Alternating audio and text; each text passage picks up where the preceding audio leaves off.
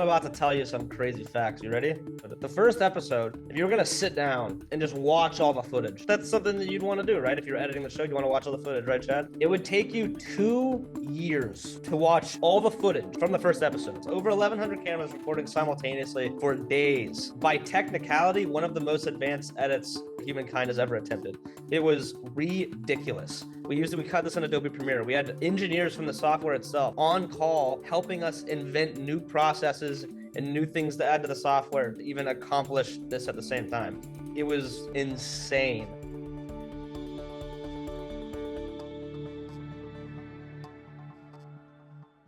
Hi, I am Chad Anderson at Filmmaker U, filling in for Gordon Burkell. At Filmmaker U, we create courses for film professionals to deepen and diversify their skill set. You can learn more on filmmakeru.com or follow us on Instagram at filmmaker_u. Every week, we interview a film and TV professional, and this week we are pleased to be joined by editor Mack Hopkins. But I should really say Mack is more than just an editor in today's conversation, because you are managing role of, I guess, producer, creator, game creator, co-host, and probably a dozen other roles I do not know about on this show. You were kind of doing a bunch of stuff, and you have your name in there a bunch of places. So welcome to the show, Mack. I really appreciate you taking the time to join us here today. Of course. Thanks for having me. Yeah. I first want to ask about, I feel like for you versus for Beast Games, for minus the 1,000 people who are playing, you as kind of a co-host, being on the show, being there, you don't necessarily have the stress of the competitors competing for $5 million. Is this just a vacation for you? Being there, being on the island, being in the location, or is it a constant state of kind of running and, organizing the show?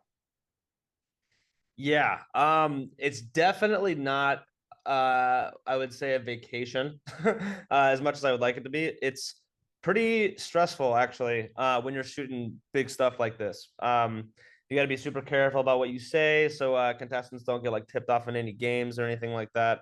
And people are a little stressed because everyone's trying to progress, everyone's trying to win. And I know that I'm going to be editing the show later, and so it's like a super high leverage situation where anything that I could do something and save myself hours of time later when you're in real time on set. And so when I'm co-host and I'm there, the real advantage to that is I can kind of watch everything unfold.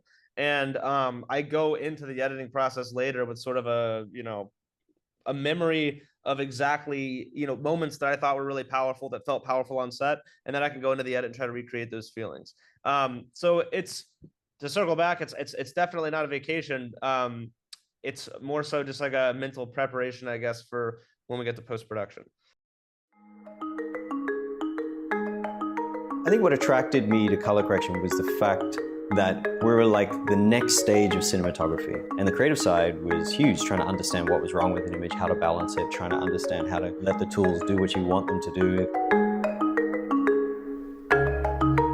Where else can the technology go? What else can we do? I'm very interested in trying to mold the image and create the best look possible. And whatever tools are out there, you want to try and latch onto them. I'm Eric Whipp, and this is my course on color correction.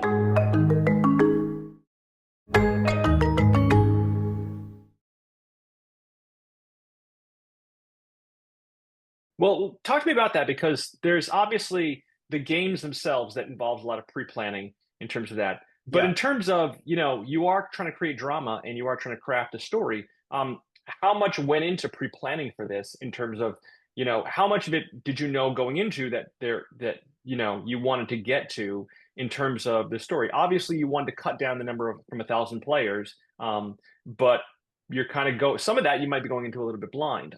So how, in terms of thinking about the edit later on, were you kind of crafting ahead of time into that? Yeah. So, I mean, Tyler Conklin is also, and Sean Klitzer, they're also co-creators of the show. They were more involved in the actual creation of the games themselves. But a lot of times, when you write a game down on a whiteboard and you kind of think in your head what's going to happen, when you get on set and you have real people who are really trying to win, they're going to think of things that you didn't think of in the pre-planning room, and they'll do things that are unexpected. And the thing that we have to do on set, because this is not a scripted show. A lot of people compare this show to Squid Games just because it's a kind of an intense, big sum of money competition. There is no script. These people do things, and that is what you saw. What you watched in the show is what happened. And there was a lot of times where on set, people would do things that you would not expect, and you'd have to sort of in real time react. And Tyler and I would be standing there, and we would be like, okay, is this going to work for the edit or not? It's not. Okay, we need to go fix the situation, or we think this situation is going to happen. We're anticipating it. We need to go back and fix it. A good example of that is the final game of the show. Spoiler alert, it's two people, and they're doing this sort of there's a bunch of briefcases on a spin table. And this game, we tested this game so many times, and it always went 7 or 8 rounds. And going into that, the edit was going to be built around that. It was going to be built around 7 to 8 rounds, and trying to figure out exactly how we were going to montage which rounds that were less intense, etc. But it was 1 round. Yeah. And I remember, like, I was super happy for Jeff when he won, because he has such a great cause for winning that money. But in the back of my head, I'm thinking about the edit, and I'm like, oh, that's not good. We got a minute of content now. We got to make the whole pinnacle of the show be built around. And but we figured it out. And what it came down to is you'd just be surprised how long you can hold on silence when there's so much stress behind a big moment like that. So much anticipation. And so it was a whole lot of like just filling it with silence constantly, cutting to both of them just staring at each other with and that ended up doing wonders for giving us the length we needed. Now, one of the I guess the dirty secrets of reality-based television, or reality-based even contest television, is sometimes you don't get the reaction you want. Sometimes you don't get the expression of emotion there, and sometimes it's handled after, and sometimes there are sound bites that you're looking for. Was there a lot of that in this show? And was there a lot of points where you said, hey, you're phoning in, whether it be the co-hosts or, sometimes you had little jokes in there that I was always wondering whether those were just impromptu, or whether they were like, it would be really funny to say at this moment here, or this person isn't giving enough emotion into why they want this money or why they want this. Did that happen? One of the actually really good things about having such a massive number of contestants is when you put 1,000 people in a room and you let them talk for 3 days straight, or 4 days straight, which is how long that first episode took to shoot. You can kind of pick a sentence and it will exist. So I could see how on normal reality TV shows there'd be a lot of producers telling contestants what to say, etc. But on this show, just because you have that freaking massive sandbox of people just talking constantly, you can find anything you need. And so you can kind of create whatever story that that is the most ideal, just because people did say it, if you're looking for it. And but later, as the numbers dwindled down, as much as I would like to have contestants say the perfect ideal thing, we were super strict about not doing that. We wanted to make sure that we didn't, because there was really strict compliance on a show with a prize this big, and we could not, even at risk of just tipping people off in any way, we couldn't, we weren't feeding anyone lines or feeding them jokes or anything like that. And we just got we got lucky. We got a really nice bag of contestants who all had a lot of great personalities, which is what the edit wants. So we got lucky there. Sure. In terms of that, one of the things I noticed that in the first episode, I felt like alliances were already built. I feel like there's a prologue to this show where these people who kind of from I'm just being introduced to them for the first time. Now they have this friendship that's already formed. How was that built in terms of them all, like some of them were best friends, some of them know each other, some of them were acquaintances, some of them didn't. How much went into what we don't see enough of, I think, is that them building these friendships. It's kind of alluded to, but it's not there's so much in the games that I see that, oh, these people are really close. They've known each other like they're best friends. Yeah, so there actually is a pre-TV show episode on the YouTube channel, on the main channel YouTube Okay. channel, where we start with 2,000 contestants, and that is where people met for the first time. And the 1,000 who made it through that, that episode were the ones that actually went into the full show. And so a lot of these friendships that we're kind of hearing about started in Las Vegas when we shot that first. We called it episode 0 for the show, which took place on the YouTube channel. It was a big promotional video to tell everyone about the Yeah. show. Yeah. Yeah. So yeah, I got to watch that now. Okay. Yeah, you got more to watch. Don't worry, it's fun to watch. It's pretty cool. So in terms of crafting a story, as you get into the story, the first couple episodes, it seemed like they were all good people. Then around the third, fourth episode, I started seeing this kind of, narrative structure of these people are not to be trusted, or these people are not to be, these people are dubious or good natured, or these people are less than good natured. Was that something you had to be careful with in terms of crafting it? Because you don't know who's going to win, and so you don't want to create this image of someone as a bad person winning. Ultimately, I think Jeff was a great person to win, but there is the Habibi brothers and kind of their kind of duplicitousness in the box. How challenging was that to craft? It wasn't super challenging, to be honest. I mean, the whole show by technicality is super challenging to edit, but the people tend to be very nice and unsuspecting if they are not forced to do otherwise. A lot of people would use the strategy of just sort of just trying to sort of stay undetected, be the nice guy, be everyone's best friend. But by the time you get to episode 3, there's literally no way to sort of progress in the show without really being competitive, right? And everyone was really, really competitive. Obviously, we did know going into the edit who was going to win the show. So we filmed the entire show. And then after the show was finished being filmed, I flew back to start, doing the finishing edits on episode 1. And so I did know which characters to plant the seeds of in episode 1. And I did know that Jeff was going to be our winner. And so he needed to be likable. I mean, he's super likable, so that wasn't very hard, but he needed to, have this sort of heroic nature about him. And I think that comes off well. And the problem with that is if you lean in too hard to that, then everyone obviously will look at Jeff and be like, oh, duh, that guy's going to win. And so we needed someone to sort of make our pseudo protagonist. And that was Tawana, who got second place. The whole show is built in a way, hopefully, where people think Tawana is going to win. She's probably one of the most it has one of the highest levels of integrity of any contestant. She turned down millions of dollars, did not steal from anyone, and is this super likable, strong female lead. And it seems like she is going to be the winner. And so when we get to the final 2, no one knows what's going to happen, and that's where you can really get that suspense.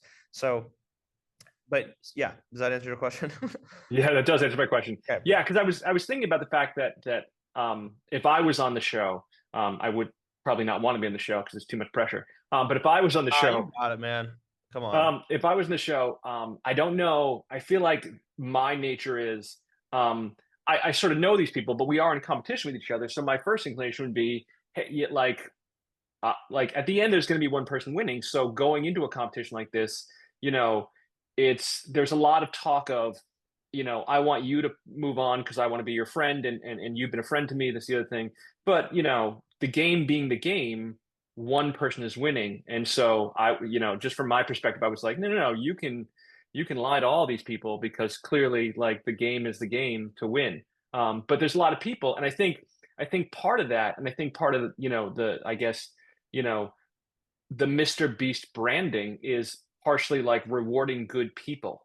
And so you are building this kind of structure of, if you're a good person and if you're a good player and if you have some kind of sense of nobility, then you'll be successful because, we're rewarding people who aren't trying to outmaneuver or outplay people. And I think that shows in how you craft the games of, hey, this person is your friend. Are you a good person, or are you strategic about taking money or trying to outdo your competitors? And it's kind of a philosophical approach to it. I don't know if that was intentional or not, but that's part of what I got out of that. Yeah, there's a lot of sort of weird things that come out of the show. And they actually can't really be intentional.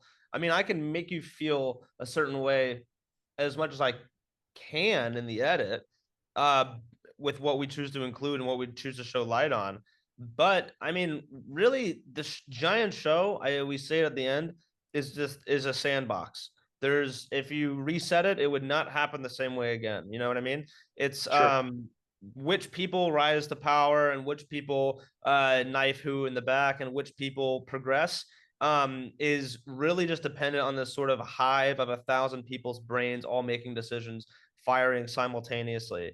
And what came out of that, which is what you just said, is just sort of a commentary on humanity. It just is that Yeah. way. There's nothing about an agenda that we hoped to come up with. It's an experiment at the end of the day. It's a giant sandbox of people all making decisions, and that is what happens when you do it. If we did it again, it would happen a different way, maybe, and we'd have a different commentary on humanity. But that's one of my favorite parts about the show, is that it's unpredictable, it's wild, it's chaotic, and I mean, you could watch the whole thing again, and you'll notice a lot of things, a lot of hints that you didn't notice the first time around about what's going to happen. So, In contrast to that, I can watch it again and again. I watched the first episode, and then I had to take a day's break in watching the first episode so that emotionally I could prepare myself for the second episode. There's a lot of psychology going on in these episodes. yeah. And it's thought out about that. Did you see in kind of creating this or being on set and being involved in this, and also in the editing room, the psychology wearing on people? It's kind of like it's a little bit of psychological game playing of, hey, I need to think about this, and I need to think about how Mr. Beast is gonna a lot of people are saying, oh, Mr. Beast, I know there's a trick coming, I know there's a twist to this, I know that this is gonna be there. And I kept being like, kind of looking through my eyes, being like, oh, what are they going to do to these people now? It is kind of psychologically intense, let's say. Super intense. Super intense. Yeah.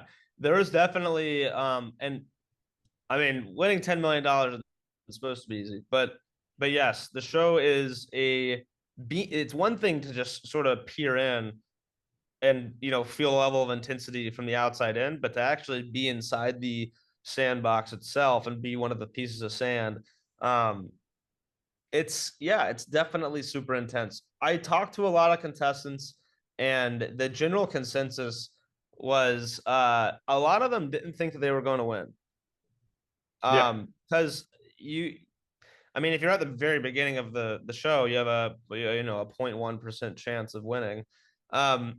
But by the time we got to like episode 5, every single person thought they were going to win. Wow. It's almost like you get like kind of this confirmation bias from progressing that there's a lot of these weird psychological concepts that come up in this show. A lot of people thought they were, going to win after they had made it through 5 episodes. They thought they were unstoppable. There was a lot of people who, like you said, developed friendships, and deep friendships with these people in this, sort of simulated city in the middle of this place Yeah. in Canada. And it's almost it's kind of reminded me of this like Los Alamos kind of town, because it literally is just it was thrown up in months, and a lot of the heavy duty work, because a storm came in and blew everything away, a lot of it days. So this thing was just sort of mashed together. It's an impressive city, but like these people, you know, called this place home. They were relieved to come back to it. They were sad when they left it, and they were sad to leave their friends. Yeah, very psychologically interesting experience to be in the show. Yeah, I think that's that. I don't know. Does that answer your question? I think that there was. I think so. Yeah. Okay. I wonder from your perspective, was it psychological for you? Did it make you question a lot of the values you had? There were so many people I like became friends with these people, because I would see them every day. We shot this thing for like 30 days straight, and I would see these people, and I would become friends with them in a way, and then they would get eliminated. And they were gone, and I never saw them again. And that was a lot of crying. Huh? There's a lot of crying. Yeah, there's a lot of crying. I cried a few times too. It was crazy. Super crazy experience. I was glad I got to see some of the contestants though. We threw some after parties and stuff for them, and some of them came to the premiere. We had a premiere with all the contestants, and so we had a lot of events to sort of reconnect with everybody, and they were all super excited about it, which was good. But yeah, super wild. So from a technical perspective, since I do want to talk about editing, how much footage are you talking about? Because you're talking about, you have, I'm glad you asked, I don't know Chad. how many cameras. I'm about to tell you some crazy facts. You ready? Yeah. You got your seatbelt on, Chad? It's about to get wild. Yeah. All right. I knew it was going to be wild, because there was a mention of how many cameras on the island there were. No, the island is nothing compared to the first episode. The first episode, if you were gonna sit down and just watch all the footage, just like that's something that you'd want to do, right? If you're editing the show, you want to watch all the footage, right, Chad? Not for 1,000 people with a camera on each of them, no. It would take you 2 years to watch all the footage, over 2 years, from the first episode. 1,100 cameras, over 1,100 cameras recording simultaneously for days. It was by technicality, one of the most advanced edits humankind, if not the most advanced edit humankind has ever attempted. It was ridiculous. And I'm literally just talking about the technicality of that much footage. Sure, yeah. We had that much storage. We had Adobe engineers. We cut this in Adobe Premiere. We had engineers from the software itself, like on call, helping us invent new processes and new things to add to the software to even accomplish this at the same time. It was insane. There was 1,000 audio tracks to listen to, and it's crazy, but you cannot watch that much footage. And so what ended up being the final cut is just what, by probability, I and the other editors that worked on the show happened to stumble upon, because it's not possible to audit everything and figure out what the best stuff is. We had a whiteboard on the wall, and we had a kind of a general idea of where it was going to go, who was going to win. And so we knew who to like look around for. But I mean, for episode 1, it's like I needed an emotional reaction to something that Jimmy said. And I would just scan the crowd of people, look for bumps in the audio waveform where people would sort of scream and, do whatever, or whatever the reaction was, take those clusters, look at their player numbers, scroll through all the audio tracks, solo their audio, see if it was usable, look at everyone, like the 20 people in that cluster. It was ridiculous. I found out that I could listen to 4 to 5 people at once, but whenever I listened to 6 audio tracks at the same time, I could not focus anymore. But four was fine. 4 to 5 I could handle. 5 was, it depended on how fast they were talking. Wow. Yeah. Was there anything that you can think of where there was not footage of something that you wanted? Like, was there anything like there was a moment that like, oh, I'm looking for this footage and I just can't find it, or I'm looking for reaction and I just don't have it, or did you just have everything? Well, early on in the season, when you have that many people, you're going to have everything. That's what's so amazing about the show, is you get a lot of creative freedom from having that massive, all these 1,000 people doing, reacting and saying things. You have this massive conglomeration of content. And so kind of whatever story that you want to tell, you can tell, which was nice. But of course, as the contestants dwindled down and there was less combinations of that, there was a lot of tough challenges in making games make sense, making players' emotional reactions to things make sense, um, getting the intensity we wanted in certain games. Because I'm gonna be honest, man, when you're on the 8th episode of Beast Games and it's just been intense the whole time, you kind of just get used to it. You know what I mean? And so Sure. to really bring that feeling home for the audience, sometimes it took some tricks and took some editing finesse, but we got Yeah. it done. I think one of my favorite, just from a visual effects standpoint, there's a coin toss montage in Oh, the last I can talk about episode. this thing forever, man. Yeah, I don't talk about the end It's of the 10. it's the most I don't want to say overdone, but it's It the is coin the toss most of advanced. $5 million, and Yes, it it's is the final glamorous. showdown of the show. And one of the contestants has decided to step forward and flip a coin. Now, when the coin flips, if it lands on tails, the prize pool doubles from $5 million to $10 million, and that was not even advertised for the entire show. But if it's Yeah, on heads, he's eliminated. This guy in the final 6 decided to step forward and flip this coin. So yeah, compiled on the top of all of these decisions, there's a multiple by 2 of how insane this is at the last second. This guy decided to do that. That guy made it through all of this to then decide to double the prize pool. And this is the moment I realized I was going to get a rare opportunity as an editor to just go all out. There's a guy named Desert Sage who's a 3D artist I collaborated on this graphic with. And basically, when you're doing stuff like this, you want to make it I'm looking for the word here. I'm in LA, Blackmagic. car outside playing a song. Can you hear that? No, Okay, good. Let me think of this word. God, that low they're playing low rider. It's breaking my concentration. Um okay, anyway. So when you're making graphics like this, you want to make them in a way where you could, go back to an early stage of the graphic, manipulate it, change it, and it would affect the rest of it. But we couldn't do that with this graphic because it was so incredibly advanced. It's yeah, a coin. It flips. There's 1,000 players running in the ridges of the 3D coin. There's a yeah, I sand remember. when the word sandbox comes in. It plays a hype reel of all of these different moments throughout the show. And basically, the way that we did that was it was so baked in. The 3D artist would make something, I would take that, I would manipulate it in After Effects. I would bake all the changes in. I would bring it back to the 3D artist, and we go back and forth like that. And in TV, we have this process called onlining, where Yeah, you basically need to make everything so it could be accessed and changed again. But this graphic was so advanced and so baked in over and over again. It just had to be an exception where we were like, listen, guys, this graphic, it just is how it's going to be, and that's all we can do. If you need us to yeah, remake it, just call us and we'll have to try it again.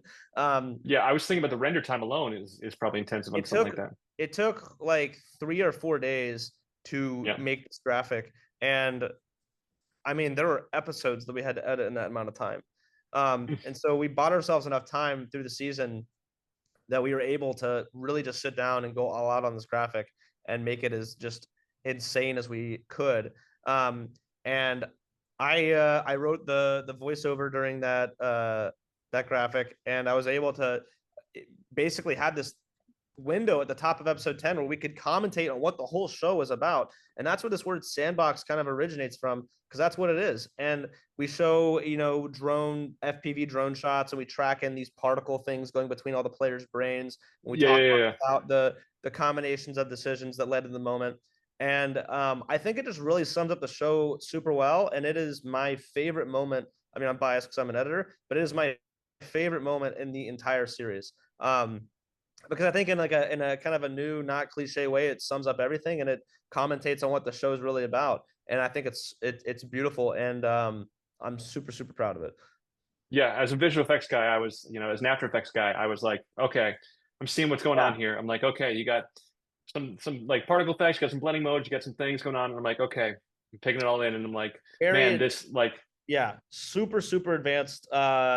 We were using Houdini to create these massive sandstorm effects.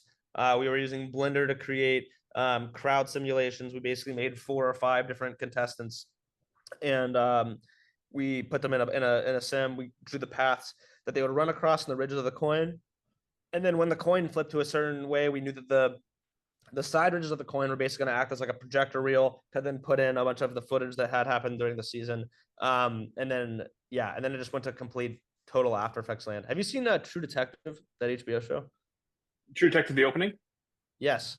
Yeah, So they I do talk about it in my class all the time. I show it every semester. they do this really interesting double exposure effect, and Yeah. I'm a big fan of that show. And so we did that. We pulled that effect off a little bit as well. There's a shot of Tawana's face where she was basically again, she's the person who got second. She had to make a bunch of decisions on which way the lever was pulled to make the train go, and we like showed like the train intersection going like right. I remember that. It's like that, and I don't know. There's all this like kind of cool symbolism we were able to do, and I don't think it's super common on a reality TV show to sort of get to this level of I don't know, abstract creative, all of these sort of visual metaphors, and take it to this sort of cinematic level that I really aspire to take the show to. So yeah, absolutely. When I saw that in the episode, I said, oh, someone got playful today. Like someone went in and was like, oh yeah, let's really play with all the toys. Like it was a situation where we would like do stuff and then we'd like show people and they'd be like, they would laugh,